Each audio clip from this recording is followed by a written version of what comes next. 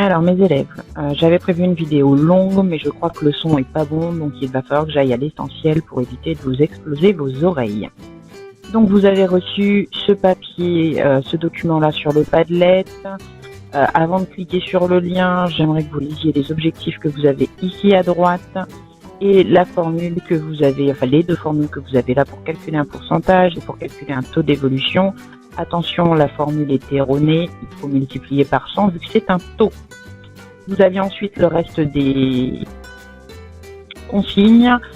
Vous aviez 3 possibilités pour me rendre vos réponses, soit de manière manuscrite avec un stylo et une feuille et que après vous me prenez en photo.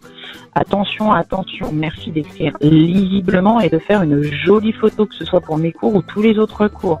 Pour nous, ça va être compliqué. Vous devez donc nous faire un mail pour nous l'envoyer, donc pour quelle que soit la méthode utilisée. Et pour nous envoyer ce mail, je vous rappelle qu'un mail, vu que vous êtes en classe professionnelle et ce qu'on attend de vous, c'est un mail professionnel avec un objet, devoir d'animer. Ensuite, vous commencez par Madame Cornu, Madame Danturel, Madame Duquesne, Madame Assouzi ou Monsieur Feki, virgule à la ligne. Vous trouverez ci-joint mon travail pour point, cordialement, et vous mettez votre signature.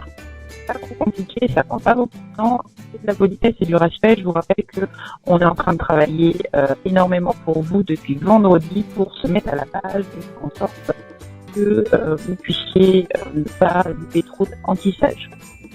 Donc la première méthode, je vous l'ai dit, c'est le stylo et la feuille. Deuxième méthode, soit vous faites sur Word et je vous montre 2 exemples rapides, je les ai fait tout à l'heure.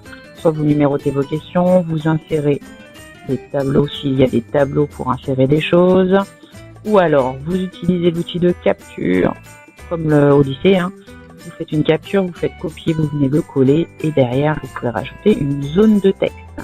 Je vous rappelle que les zones de texte, vous les trouvez dans forme, ici insertion zone de texte. Vous pouvez faire la même chose sur PowerPoint si vous préférez PowerPoint. Vous copiez toujours avec l'outil de capture. Vous y insérez donc votre image. Ensuite, vous insérez une zone de texte. Et ce qui est sympa sur PowerPoint, c'est qu'elle est translucide. Mais vous pouvez faire la même chose sur Word dans les paramétrages. Et vous notez votre réponse. La réponse est fausse. Attention, ne faites pas la même bêtise. Votre fichier, si c'est un fichier numérique, sera nommé, et même si c'est une photo, il faut la nommer quand même. Animer Paul, animer Noah, etc. pour que nous, sur nos ordinateurs avec mes collègues, on puisse s'y retrouver. Donc ensuite, vous cliquez, hop, on revient là, vous cliquez sur le lien en haut et vous arrivez sur cette page. Je suis désolée, je me suis pas remis à la 36. Hop, donc vous arrivez à cette page et je vous disais attention, vous ne devez commencer qu'à la 39. Donc ici on vous demande quels sont les ILV et PLV faciles. Vous avez des informations importantes ici au niveau de la taille du magasin et je ne vous le redirai pas mais c'est important pour un exercice par la suite. Ensuite ici c'est facile, on vous demande de situer l'enseigne Géant Casino dans le classement, donc relever en fait son classement. Situer la position de Géant Casino dans le secteur alimentaire. Donc vous pouvez regarder ici tous les secteurs alimentaires dans les 2 colonnes et vous comptez à quelle place est Géant Casino. Ici vous devez noter tous les secteurs que vous allez retrouver ici et mettre l'enseigne qui est numéro 1 dans chaque secteur.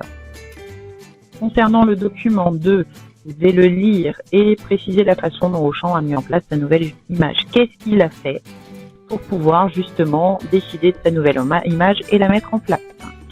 Vous listez aussi les améliorations qui ont été donc apportées suite à cette décision-là, donc les décisions apportées dans le point de vente pour le rendre plus attractif. Ensuite, ici, vous devez faire des calculs. Vous avez un nombre très important ici. Vous avez le nombre total qui est de 137. Vous avez le nombre de clients précédents qui est de 48. Vous choisissez la mode de calcul que vous préférez. Moi, je préfère le produit en croix. Si vous ne savez pas l'utiliser, allez voir sur Google, il y a forcément des tutos. Sinon, vous utilisez la formule de pourcentage que j'ai mis aussi dans la vidéo. Vous devrez ici commenter les résultats obtenus. Pour commenter les résultats obtenus, je vais vous demander de commencer par dire si les résultats au global sont satisfaisants ou pas. et ensuite de donner soit les choses qui vont super bien, soit les axes d'amélioration. Au niveau des calculs, pour vous aider, ici vous devez trouver 35,04 pour les très satisfaisants. Pour les satisfaisants, vous devez trouver 60,58%. Et pour les insuffisants, vous devez trouver 4,38%. Et forcément, vous avez 0% ici. Donc voilà. Vous pourrez vérifier vos résultats grâce à ça. Pour comparer les visites mystères, la visite mystère et le questionnaire de satisfaction, quelle est la différence entre les résultats obtenus de l'un et de l'autre et pourquoi? Donc vous passez pas une demi-heure dessus, soit vous trouvez 5 minutes c'est suffisant, soit vous trouvez pas et vous passez à la suite, vous reviendrez dessus un peu plus tard. Ici donc un diagnostic du manque d'attractivité. Pour ce faire, vous devez calculer l'évolution en valeur. Donc en 2012 ils ont fait 207 000 € de chiffre d'affaires, en 2011 ils en ont fait 210 000. Quel est le calcul pour trouver l'évolution du chiffre d'affaires en valeur? C'est très facile, il y a un seul calcul à faire.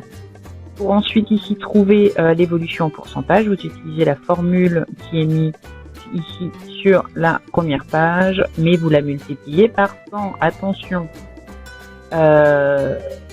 Donc, pour vous aider ici en valeur, on est donc sur du négatif vu qu'on a fait 207 000 en 2012 et 210 000 en 2011.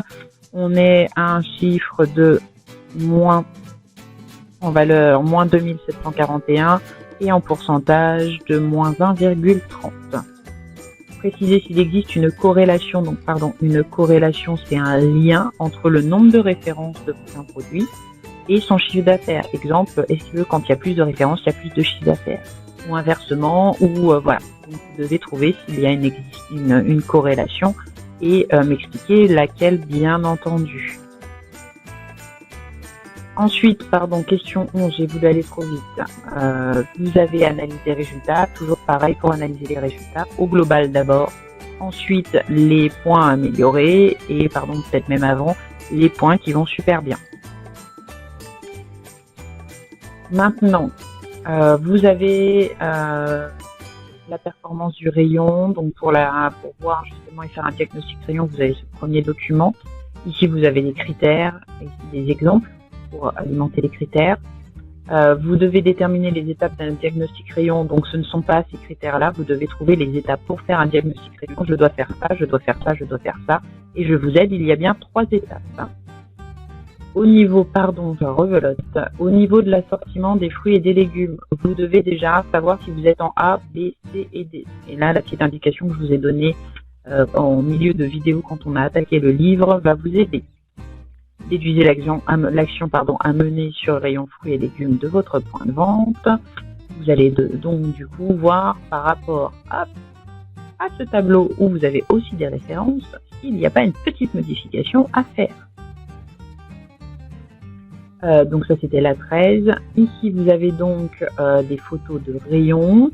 Vous devez faire des constats au niveau de ces critères-là, donc sur l'entretien, la propreté, la largeur de la gamme, etc., etc.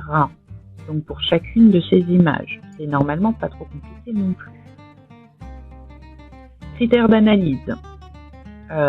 Donc les critères ici, ce sont donc les critères, comme je vous disais, du document. Ici, il y a dans votre tableau là une ligne de plus et si jamais il y a quelque chose que vous voulez séparer ou mettre en plus. Ce n'est pas obligatoire. Indiquez ici la mesure qui peut être mise en place tout de suite. Donc ici vous allez mettre les critères. Ici vous allez dire si votre rayon il est bien ou pas bien.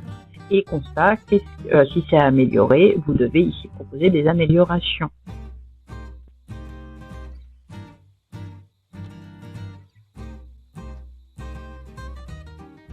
Là, c'est votre rayon, j'ai eu un petit bug, c'est le rayon, c'est votre rayon. Donc à partir de ça, vous devez aussi dire si ça a amélioré ou pas. Petit test de connaissance, vous entourez la bonne réponse. Vous avez ici un document qui vous parle de l'oracle, vous allez préciser son intérêt, pourquoi c'est intéressant. Indiquer l'objectif de cette action, donc quels sont les objectifs que vous voulez atteindre l'enseigne en mettant ces actions en place et décrivez l'aménagement réalisé sur cette photo. Voilà. Et de souvenirs, nous arrivons à la fin. J'espère ne pas vous avoir cassé la tête avec mon micro. Je suis désolée, je vais essayer de m'équiper mieux, mais en restant confinée, c'est compliqué. Voilà, j'espère que tout va bien se passer pour vous et que vous arriverez à faire cette activité. Concernant le délai, il n'y a pas de délai, si fin de semaine ou plus tard, quoi. Voilà, bonne journée, bonne continuation et bon courage. Et surtout, restez chez vous.